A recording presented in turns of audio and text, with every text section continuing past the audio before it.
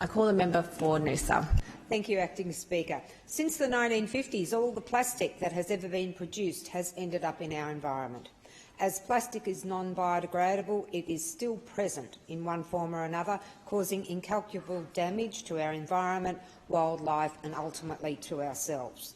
However, because it is versatile and cheap to produce and provides convenience in a throwaway society, it has become one of the most difficult to wean ourselves from.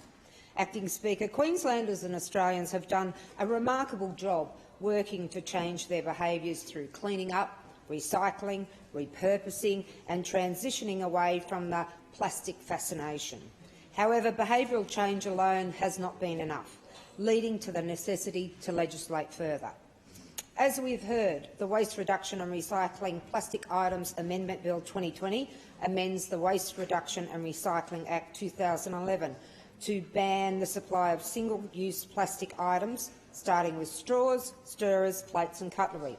This additional to the single-use bags that happily are no longer clogging our waterways, nor the plastic and glass bottles roadside, courtesy of the Containers for Change program, especially evident during Clean Up Australia Day recently. This bill seeks to achieve a further reduction in plastic pollution resulting from single-use plastic of 20% by 2023. I can hear you. Not enough. However, the volume of support from all will see, I believe, this to speed up now that there is serious intent. Each of the 13 submissions to this inquiry supported the principle of a ban on certain single-use plastic items. Of these, 6 had previously submitted to the original inquiry during the 56th Parliament, including the Australian Packaging Covenant Organisation, who agreed that banning these items with appropriate exemptions is consistent with the approach being taken in other jurisdictions. In addition, updated submissions from stakeholders reaffirmed their previous support, including the Boomerang Alliance, whom has been instrumental in Noosa efforts. Initiatives such as Plastic Free Noosa has seen our businesses already do what this bill is legislating.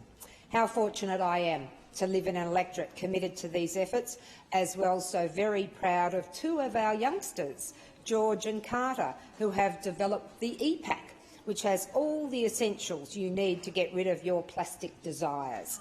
The cool coconut shell bowl is sensational and I recommend it highly. There are a couple of concerns from submitters that have been addressed, with the option of allowing healthcare businesses, such as pharmacies and hospitals, as well as other outlets, to provide plastic straws in recognition of the need to provide accessibility for people with disability and healthcare needs. There is considerable community support to expand the range of banned plastic items, including takeaway food containers and plastic takeaway cups, polystyrene cups and containers, and oxy-degradable plastics. The bill does allow for additional items to be banned in the future by regulation following community consultation, and also provides for a review of the ban within 2 years of its commencement.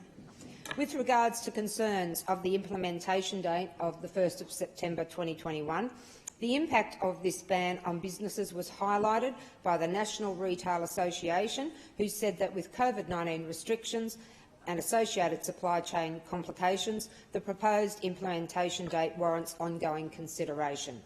The one thing we want to avoid is a trash and burn versus a replenish and replace strategy to prevent large quantities of banned items ending up in landfill all at once.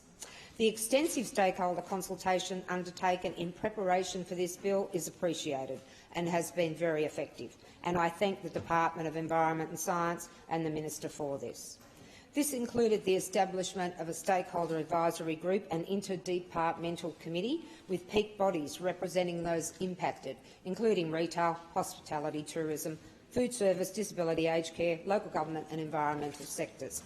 It is invaluable that these have continued to meet and advise on various matters for the implementation of the ban.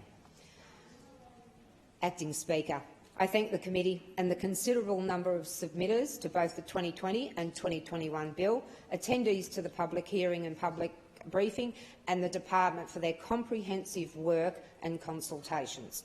As well to our fabulous residents and organisations back home in Noosa, as well across Queensland, who have for many years fought so hard to de-choke, clean up and educate around the consequences to our plastic fascination, which thankfully is starting to wane.